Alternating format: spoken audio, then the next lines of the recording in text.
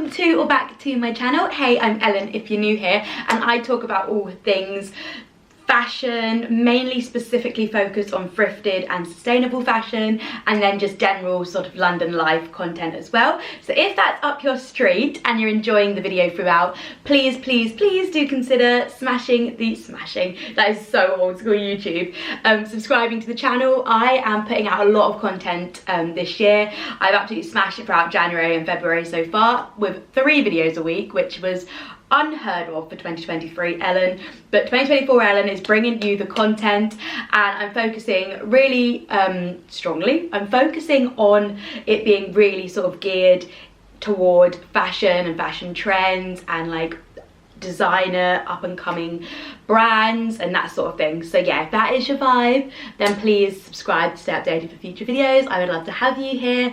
And then I film a weekly vlog where you can get a little bit more of an insight into my life, which I post every Monday at 6 p.m.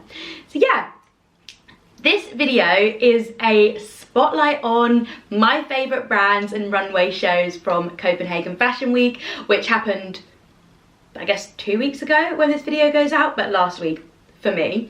Attending Copenhagen Fashion Week would probably be my like literal dream thing to happen out of content creation. Like my dream kind of like if I had a specific content creation vision board, which I should make actually, Copenhagen Fashion Week would be smack bang in the middle of that. Houses and designs that show at Copenhagen Fashion Week are definitely some of my favourites, and the street style looks that come out of Copenhagen Fashion Week are just another level iconic. They are so like to my taste, and I absolutely love Copenhagen Fashion Week. How many times can you say Copenhagen Fashion Week in 2 minutes? So I will end this video with showing some of my favourite street style looks, because I feel like you can't do Copenhagen Fashion Week without discussing the street style. So without further ado, let's get in. Sorry, I had to go and do a little like, well, I guess not outfit change, I had to throw this over because I was so aware that you could see my bra through my top, which actually looks quite cool in real life, but it just looked a bit full on YouTube. So we've done a little outfit change, and we'll actually get into the video now. So I think we can't really start this video without talking about the fact that Gany are not showing in terms of a runway catwalk show this year. Instead, they have put on an exhibition called Future Talent Fabrics, I think it's called, where they are showcasing the new fabrics they'll be using for their upcoming collections. And I think they're using them in the spring summer collection as well, and also they're showcasing new designers as part of that as well, which is really cool. So they're doing something a little bit different this year, not having a runway show, but doing a exhibition that was accessible to everybody to go and see what's upcoming for the new year. Gany have always been quite forward thinking in terms of how they're showing at Fashion Week, and also just in terms of what they're creating in general. And I think this was a really fun way to showcase new designers and talk about the topic of like sustainability within the fashion industry, and doing that mainly through fabrics as well. So really cool to see from Gany. We are loving obviously everything Gany still. That's one of my favorite brands easily. So yeah, really interesting and cool to see from them. Finally, that they are showcasing within that exhibition, and also came through sort of the Copenhagen Fashion Talent program anyway, is Electra Rothchild, and I loved this show. So this is definitely my first spotlight on show. So Electra was really inspired by Britney from 2001 to 2004, like that era of Britney and that era of fashion. So it focuses on a lot of denim that's like low rise and slashed and boot cut, and very Britney from that era, obviously with the sort of Rothschild hint of pirate throughout the whole collection. It's just a really cool collection. Electra is the first ever openly trans woman to have a show at Copenhagen Fashion Week, so it's also amazing to see that from a diversity perspective around the brand.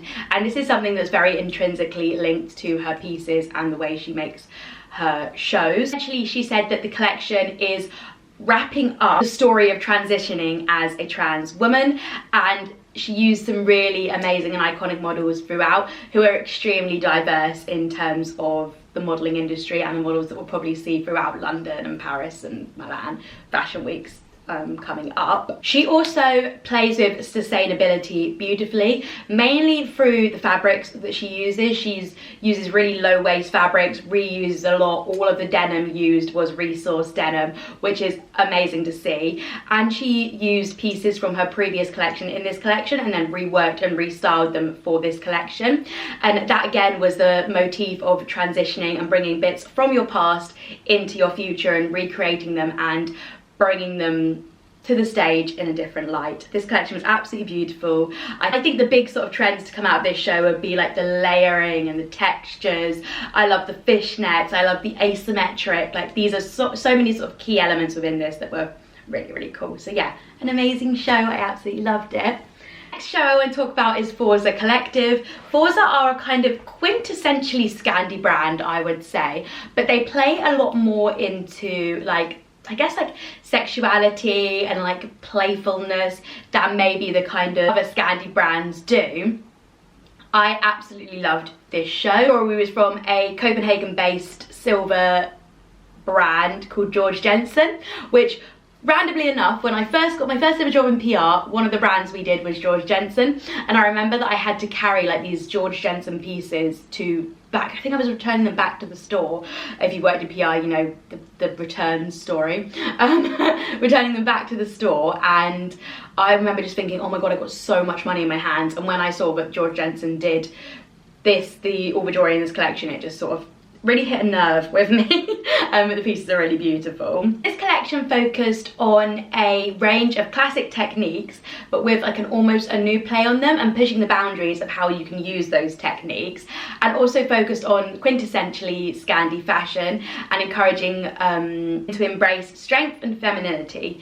It's a really, really beautiful collection. The creative director for Forza is, I'm going to put their name here because I don't want to butcher it, and I know I'm going to.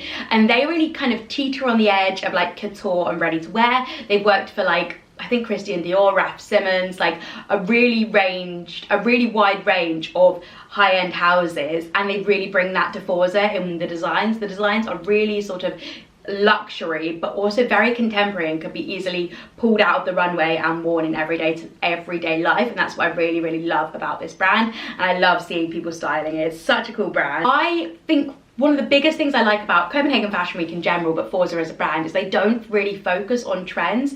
It's all about really timeless, beautiful pieces that could like transcend decades, and I just think these pieces are absolutely beautiful. Another amazing collection. Next show and brand I want to talk about is Rotate. This is a brand I absolutely love. I really, really want some pieces from Rotate. So Rotate have their mainline brand, Rotate Christian Berger, or they have Rotate Sunday, which is their diffusion brand. This was Rotate's show and it was absolutely stunning.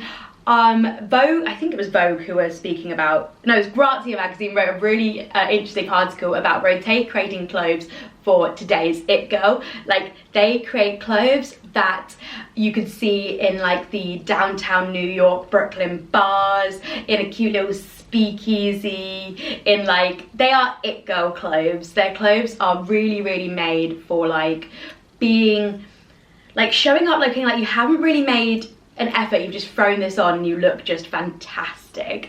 So I think they showed 8 looks in total, and then a collection of ready to wear bridal dresses as well. But oh my god, the bridal dresses are something else. I think we're going to see a crazy rise in more sort of low-key weddings over the next few years. I'd say A, because people can't afford to get married anymore in the same way they used to, so people are going to opt for the more low-key weddings, because they genuinely just don't have the money for them. Not that a Rotate dress obviously fits into a low-key wedding, but I think that kind of easy, casual, more kind of stylized catwalk wedding dresses as opposed to like a princess dress are just going to be a thing that we see a lot more of. Again, because due to the financial crisis, and also I think people are just getting like that people aren't as interested in like showing off their love in that way anymore. I think obviously weddings are traditionally a religious thing, and now people are getting married because it's like you know, a fun way to like show how much you love your partner, I guess, like for lack of a better way of putting it. But and having like an amazing party to get all your friends and family together. It's a lot less about religion and more about like a binding yourself to a person in a spiritual or contractual way. But yeah, so there's a lot of like, I think people are moving into the like a lot less traditional weddings. You see like a lot more people talking about how different parts of weddings aren't interesting to them. Like people don't want speeches, people don't want first dances, people don't want to like do like a dance down the aisle and stuff like that. Like people, I think just wedding trends are really going to be changing, and these dresses really fit into that sort of like more low-key styling that we're going to start seeing weddings, less like princess poof. But yeah, another really beautiful collection. The last one I'd like to talk about very briefly is Marimekko. Marimekko, in terms of their prints, is easily one of my favourite print brands and print creators. Their stuff they do with Uniglow is absolutely beautiful. Just yeah, so fun and fresh in terms of print. And in their fall winter 24 show at Copenhagen Fashion Week, they used a range of off-street models. So the models weren't actual models, they were people like street style type people, just like your normal everyday person, for lack of a better word, which was really cool to see. And this collection mixed the like abstractification of flowers, that's obviously Marimekko's main motif is floral, and they really paired it with like utilitarian type designs, so a lot of like denim, and these looks were very like everyday looks, like stuff that you could definitely just wear walking down the street anywhere in the world, or maybe not anywhere in the world, but you know what I mean. So they basically created looks that were designed to go from day to night and fit into like a wide range of situations. You could start them off with a trainer, down with a trainer, up with a heel, like that sort of thing. They're very like effortless everyday looks, and I love that that's like something that definitely is a theme throughout all of sort of Copenhagen Fashion Week's brands. Not all of them, but a lot of them, is that their looks are so effortless and transcend kind of like day to night and, you know, pub to the club to the walk in the park. Like it's very like the pieces could be worn anywhere from a lot of these brands, and that makes them really special and a lot more like kind of like accessible feeling. I feel like Copenhagen is definitely sort of the most accessible of all the fashion weeks, especially where obviously it's not couture, it's mostly ready to wear, and a lot of these pieces are from brands where the price point's quite accessible as well. So I really like that about Copenhagen Fashion Week. And then obviously in terms of the street style, a lot of people are wearing the brands as well. So we saw a lot of Align, we saw a lot of Stina Goya, a lot of Gany obviously, and everybody looked amazing. And I would say it was that typical effortless Scandi mixed with dopamine dressing that Denmark does so well, and the street style looks were absolutely gorgeous. I'm hoping I'm flashing some now. They were just really fun and interesting and creative, and I absolutely love the street style almost as much as I love the runways from Copenhagen Fashion Week. So yeah, I really hope you enjoyed that video, guys. I know with like my trend videos, sometimes they're a little bit all over the place, so I appreciate you sticking with them. My brain is just a bundle of thoughts when it comes to these sorts of things. And like I said at the beginning of the video, if you did enjoy it, please remember to hit that subscribe button, and I'll catch you in the next one. Bye, guys.